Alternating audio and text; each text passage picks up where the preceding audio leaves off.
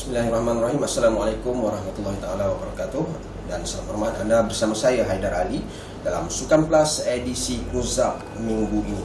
Baik, Jabatan Perangkaan DOSM menganggarkan nilai industri sukan tempatan mencecah 18.8 bilion pada tahun 2017.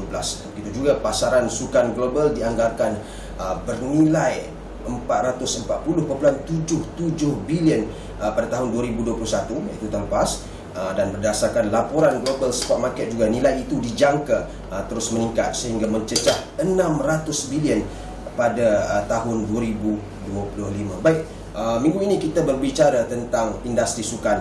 Dan kalau sebelum ini kami bawa tetamu ke studio, nampaknya hari ini saya jadi tetamu kerana sekarang ini saya berada di Wisma Universal Fitness and Leisure UFL bersama orang kuat industri sukan, tidak lain dan tidak bukan Datuk Radhakrishnan, Pengarah Urusan UFL itu sendiri.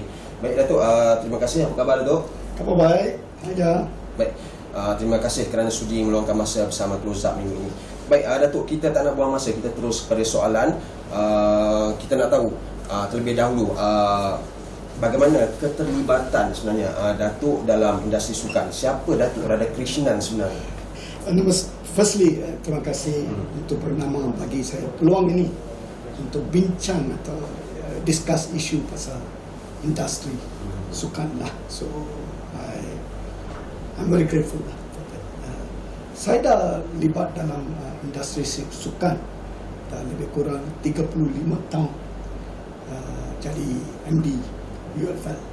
Sebelum itu I'm a sportsman. Mula dari sekolah. I minat sukan. I main hoki untuk negeri Johor, daerah Segamat. I also involved with gymnastics, sebagai atlet gymnastik di sekolah. I played badminton, Boy Scout. So all this is macam satu growth for me to like sports. So bila I start company ini, first thing apa I boleh bikin lebih dari apa yang lain company bikin untuk industri sukan. Datuk sendiri adalah seorang atlet hoki sebenarnya Datuk. Ya. Itu yang tahun 74 sampai 76 wakil Johor untuk under 18 dengan under 20. Datuk, apa barangan yang diedar oleh UFL? Mungkin boleh sikit Datuk. Okey, kita ada 4 pilar lah, 4 tiang lah dalam apa yang kita bikin. Nombor 1 is fitness. Okay, kita supply equipment fitness, alat gym untuk gym rakyat lah, untuk banks lah, untuk semua company. Tapi ini barang-barang ini yang quality, bukan yang home range, yang treadmill 1,000-2,000 tak ada lagi. Kita tak masuk itu home range. Yang supply corporate client, institutional client, kita supply. So that's fitness lah. Number 2 is sports. Our pillar lah, tiang kita. Number sports itu track and field, gymnastic, archery, lawn bowls. These are the 4 key sports items we produce. And of course attire lah, PT attire, Timas. Yang Timas itu ini adalah pakaian rasmi. Ya, pakaian rasmi Timas. Timas is it's a brand owned by ISN, but we are given the exclusive right until 2025 to promote and market Timas. So that's sports. So we have hardware and software. Hardware itu yang I cakap lah, gymnastic, track and field, archery. Software is attire, football. We supply football and sepak takraw all under the brand FPT. After that, we have outdoor yang kita nampak sini lah. Kita nampak sini all outdoor product. Macam Deuter, macam Camelback. Kemah pun ada, dekat sini ada Kemah. We are the biggest supplier, number 1 supplier for outdoor products in Malaysia. Start dari tahun 86 lah, sampai sekarang. Jika Haida atau siapa-siapa nak beli barang kita, masuk dalam market, pergi ke department store, Jasco, mana-mana boleh nampak barang-barang ini, atau pergi ke kedai dealer kita boleh nampak. And Deuter brand is the number 1 brand in the world. Camelback is the number 1 for bottles. So bila kita market satu produk, kita make sure the product is recognized worldwide. It's the number 1 product. So that's outdoor. tiang number 4, the pillar number 4, which we formed 5 years ago, is our online. We call it as Go Outdoor. So we formed this company 5 years ago. So ramai yang tak boleh dapat barang kita dekat Kota Baru atau Kota Belud atau di Alor Gajah, tapi dia nak barang kita. Jauh untuk dia orang datang ke KL untuk beli atau pergi ke Melaka atau Kuantan. So kita form company ni Go Outdoor, so everybody can buy our product. Masuk ke online, dia boleh dapat semua barang yang kita ada sini ada dalam online. So itu 4 pilar lah, 4 tiang UFL. Datuk juga terlibat secara tidak langsung dalam sukan sendiri. Contohnya macam dodgeball dan gimnastik artistik. Yes, you know, I like to get involved with sports, which is a new sport lah, baru lah dalam Malaysia. Sebab football, hockey semua dah orang dah kenal. Banyak orang dah libat dalam sport ini. So I like to do new sports. For dodgeball, I came in 2019. Before that, I was the treasurer and vice president of Malaysian Hockey Confederation, MEC. Konfederasi Hoki Malaysia. Confederation ini, I nak bagi tahu ribuan terima kasih kepada Yang di-Pertuan Agong kita, Sultan Abdullah yang bawa saya masuk ke hoki dalam tahun 2012. Datuk juga ada hubungan baik dengan Yang di-Pertuan Agong Sultan Abdullah Riayuddin Al-Mustafa Billah. Yes, my relationship with our Yang di-Pertuan Agong goes back about 20 years now. 20 years. It started with a bit of football, but more I got involved with Sultan Abdullah when Sultan Abdullah took the president of MEC, hockey. So Datuk invited me to come in as an independent council member. After that, appointed me as a treasurer, then asked me to go for the vice president. So over the years, my commitment to hockey and my commitment to Sultan Abdullah was through hockey. But of course, other than that, other than hockey, I'm also involved with the fitness aspect of Tongku. Our personal trainer looks after Tongku's fitness regime lah. Yang selalu Tongku tiap-tiap hari exercise. Semasa dia exercise, dia ada satu personal trainer yang kita handle. So all the programs for Tongku, training programs untuk Tongku to be fit, it's organized by us through our personal trainer, which is based in Istana and with Agong for many years.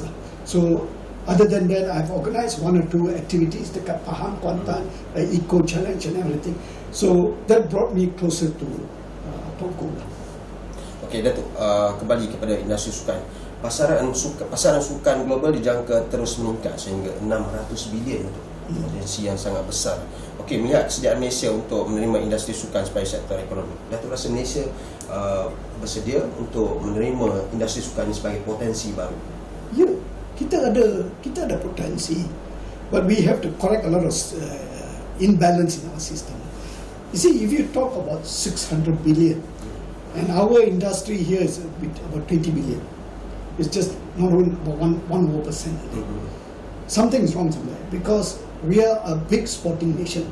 Dalam ASEAN, kira kita yang very aggressive dalam sports. We have all the stadiums. Kita ada stadium dekat semua negeri, compared to other ASEAN countries. We have a sporting loving population. We have all the big brands here, and also not forgetting, we have very active league taking place in Malaysia. Kita ada bola sepak, hockey, sekarang volleyball, netball, semua dah start di punya league. So it is a growing industry. When I joined the industry in 1989, semasa I joined industry, the industry value is only about 1.2 billion to 2 billion, about 2 billion lah. Tapi in the last 30 years, it has come to about 20 billion. So if you look at the figure, it is, it's big. If I tak silap lah, contribution sukan untuk GDP kita, we are number 5. Selepas tourism, manufacturing semua, kita number 5. And we employ dekat 300,000 orang dalam industri sukan kita. Datuk, pada masa sama kita kena terima kenyataan yang kita sebenarnya sehingga kini dalam industri sukan kita kurang rancak juga, betul tak? I think yes, we are not consistent dalam polisi kita semua. Polisi, apa kita nak develop, what core sports, what non-core sports, what recreational sports, what non-competitive. We have not detailed plans. Apa masalahnya? Adakah orang Malaysia ni tidak serius tentang sukan ataupun industri ini sendiri terlalu berat untuk orang Malaysia? Macam mana tu? I think overall Malaysians are quite passionate about sports. It's not Malaysians are not passionate. Of course, banyak orang suka tengok EPL lah. That is a favourite lah. Favourite. I mean dalam Malaysia, EPL is number one. EPL have taken a lot of interest lah. It is true. But if you look at it, jangan lupa ini. I selalu bagi tahu semua orang, jika you nak masuk dalam industri sukan, you kena kerja really kuat lah. Sebab this is the only industry start January 1st, habis 31 Disember. Kita ada, start all the year, ada Sukma lah, ada state championship lah, ada district championship, ada club championship lah. So start dari January sampai 31 Disember, kita ada events. Banyak events. Dia bukan bila slow down, industri yang bermusim. Tak ada bermusim. Yang itu betul you cakap, tak ada bermusim compared to lain industri lah. Kita tak ada bermusim.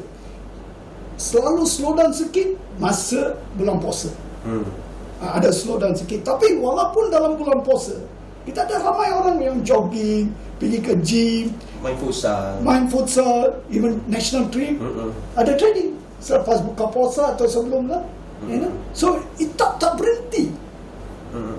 Industri sukan tak berhenti compared to lain industry. So it's a big industry. But if you want to be in this industry, you must be prepared to work 365 days lah. That is the industry. So if you do right, if you do it right, if you bring the right product with the right pricing untuk market, you boleh hidup.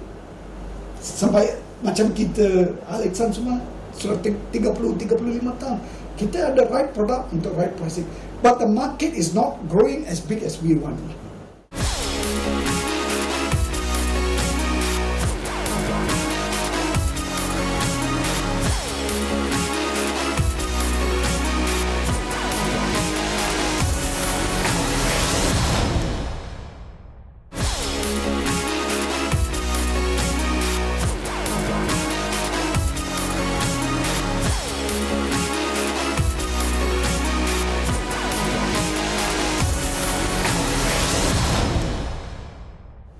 Kalau nak dibandingkan dengan pasaran di mungkin UK, kita ada bola sepak yang besar, contoh macam EPL dan sebagainya. Apa masalah sebenarnya Datuk untuk kita berkembang sehingga tahap tu, Datuk? You see, number one, until I think few years ago, 2-3 years ago, kita tak ada satu secretary, tak ada satu pejabat untuk industri sukan dalam KBS. Ada banyak menteri ada cakap pasal ini. You see, bila menteri masuk, nombor satu dia akan tanya, SEA Games berapa gol kita menang, Asian Games berapa gol dia menang. Dia tak cakap pasal industri. Tak cakap pasal industri. Minister nak publicity. Mana satu minister pun dia mau publicity. Paling mudah adalah prestasi. Prestasi. Prestasi. Tapi dia mau kita menang gold medal dalam SEA Games atau Asian Games atau kemana. Itu yang nombor satu priority dia. Dia tak ingat pasal industri sukan. Jika you nak golongan our sportsman menang gold medal, he mesti ada facility, mesti mau dapat facility bagus dan equipment bagus untuk dapat. Jadi semuanya berkait, Datuk? Yes, semua berkait. So yang important sini, nombor dua, infrastructure. Kita ada good infrastructure, tapi maintenance question mark lah. Maintenance itu question mark. The industry business lah. Kita bincang pasal business.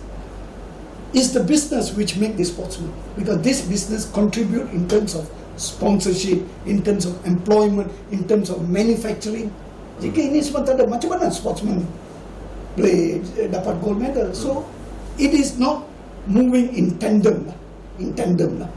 So it is important for the Ministry of Sports to understand that industry Sukan is a big industry. They must have proper manpower, a proper secretariat. They must also work with the Ministry of Finance for make sure that during budget which tax to remove, with overtax for the sports to promote. If you're talking about EPL, even though EPL is a big industry in UK, but line Sukan pun kembang pun.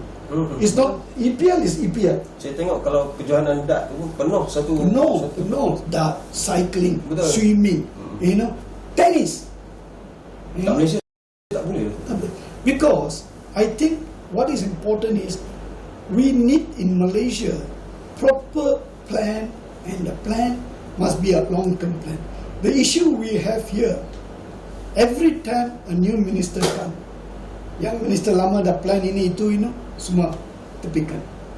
Masuk minister baru. So we must have plans where even the new minister come or go, that plan must move on. I think this is where banyak red tape. Bila menteri baru masuk, semua yang kita plan semua dah luput, dah tepikan. So kita start dari A balik. So a lot of industry players are confused. Banyak confused dalam industri. Datuk, penajaan juga adalah salah satu skop industri sukan. Betul? Yes, of course.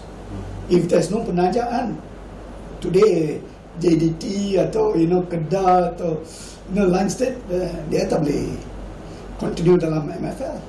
To be in MFL is very expensive. Very expensive. Datuk, tertarik saya tentang dengan bola sepak ni. Bagaimana PJ City hari ini nampak macam agak struggle. You see, I knew one day, from day one, I know PJ City because they start dari MIFA. And sebelum itu, I pun board director of MIFA and ISCL. I board director. So bila semasa PJ City nak take over MIFA, I was a bit concerned. I was a bit worried. They are a good company. It's owned by Q1 lah, yang own PJ City. It was a good idea for QI to take over PJ City, but did they plan properly or not? That it's not just 1-2 term, because to put a team in MFL, lebih kurang 10 juta satu tahun. Di sinilah pentingnya faktor penajaan. Penajaan. So you need about 10 million. So mana you akan dapat itu 10 million to 20 million? I mean, sampai sekarang PJ City ada QI, tapi berapa lama QI nak fund, apa return dia, and lagi pun I dengar baru-baru PJ City is the only team employ all locals. Betul. Which is a good plan. Which is good. I really admire that. Tapi untuk bersaing tu agak. Tapi to bersaing, you must have foreigners. You must have foreign players. So, and now it is very difficult sebab the football players are the best paid in the industry. If you compare any other sports, dalam basketball atau badminton, footballers, football yang main football, yang untuk semua state, dia punya gaji tak kurang 10,000 satu bulan. I think we have, this is my feeling, maybe because of JDT, which started paying the players very highly, and maybe, so the other teams kena compete lah, tak ada dia orang lari, so or they demand. So now it has come to a stage where to have a team and pay the players is not a joke anymore. And now most of the clubs are all independent. Semua berkait bila melibatkan industri sukan. Semua berkait. It's everything is involved. Everything is involved. It's not just the sportsman or the game or the association. It's also goes back to sponsorship, TV coverage, all PR, merchandise. Okay. I think in Malaysia merchandise is still weak compared to Europe. Kita bercakap tentang merchandise. salah satu cabaran dalam industri sukan adalah imitation. Banyak istilah seperti ciplak, kopi ori, triple A, banyak lagi lah musuh utama industri sukan. Komen apa? That is the biggest problem dalam industri sukan. Why most sponsors are not coming in and giving money? Because they have to face this imitation. Adidas, Nike, kita pun pada imitation. So the government need to have some serious approach with Itu isu imitation. ni besar, sangat bermasalah. I tell you, the imitation market, it's at least about 100 million. 100 million, 100 juta. You know, keluar dalam market, you pergi mana-mana you boleh nampak Adidas lah, you know, Nike lah, semua barang imitation. Kita rakyat Malaysia tak ada perasaan orang cakap macam Loyalty. yes. We are loyal to the team, not loyal to the brand. Kita orang Johor, kita support orang, support kita punya team Johor. Tapi bila nak beli barang apa-apa, dia tak loyalty. Apa-apa yang kita memilih yang murah. Ya, memilih yang murah. You know, so susah sikit lah. You know, so as you said, all are linked lah. So jika kita nak industri kita naik lagi sampai 30 bilion, number satu, the government must control imitation. So more players can come in, you know, more can get involved with the manufacturing here locally instead of going overseas to manufacture. They can sponsor more. Now, if you look at it, okay, badminton and football is secure. Only sport in Malaysia today yang are secure with sponsors is only two sports. Basketball ada sikit, yang lain sports semua sikit-sikit saja. Two sports yang very secure dalam Malaysia in terms of sponsorship, in terms of revenue, in terms of training programs antar teams luar negeri semua, is badminton, kita ada Petronas as main sponsor, and football.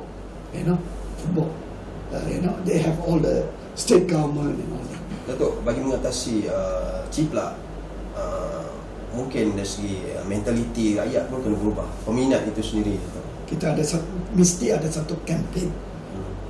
Sebelum kita start campaign, I mean, kita ada dengar pasal plan Indo Industri Sukan, Prisma. Menteri kita ada sebutlah baru-baru akan launch, Datuk Sri Ahmad Faizal ada bagi tahu kita akan launch plan industri sukan, you know, tahun ini. Pilihan raya datang dulu. Pilihan raya. Tapi I need to ask this question: how many people in the industry, stakeholder, tahu pasal industry plan ini? Ramai tak tahu. We are the big players. Alexander is big player. A lot of big players. They should be invited because they are the core of the industry. They are the players they are the companies which contribute in terms of sponsorship, in terms of marketing, in terms of employment. They must be given an opportunity to voice out. Pemegang taruh. Yes, pemegang taruh. Stakeholder. Tapi ramai tak tahu. It's just a brief announcement, itu saja. But also, if they have this plan, they should, this plan, this secretary must look into barang-barang ciplak or imitation. That must be one of the subjects. Kena tengok secara menyeluruh. Tengok bukan pasal just about industri sukan, macam employment, gaji yang pekerja dalam industri sukan. Saya cakap kita ada lebih kurang 300,000 orang dalam industri sukan. You know, ramai coaches lah, club owners lah, atlet lah, ramai. So they must come up with also looking, okay, this is what this industry, 300,000 people, you know, employ. How can we make it to 500,000? What benefits kita akan bagi dengan company semua employ lagi lebih ramai sportsman. Sebab I kesian ramai sportsman selepas dapat anugerah compete for Malaysia, dapat gold, selepas dia bersara, tak ada orang mau, you know, offer dia apa-apa. Only UFL lah. Only UFL. Sebab experience saya sebagai ex-sportsman, I know the feeling of ex-sportsman. Datuk, soalan pertanyaan saya, apa harapan Datuk untuk industri sukan negara? You see, the sports industry in Malaysia, as I said, if it has grown from 2 billion to 20 billion, it's a good industry to be in. How do we make it 50 billion, 100 billion in the next 10, 20 years? The government must have some comprehensive plan. Work with the stakeholders, find a way. How dari sekarang kita number 5 dalam GDP growth, how to make it number 3 or number 2? What we need to do, what incentive? Because sports is involved from 5 tahun sampai 80 tahun pun dah orang involved, either dia orang main jogging, main futsal, so everybody is involved with sports. Yang penting akhirnya benda ini adalah menyumbang kepada ekonomi negara. Ekonomi, yes. Sports is a big contributor. It also brings healthy lifestyle, brings unity.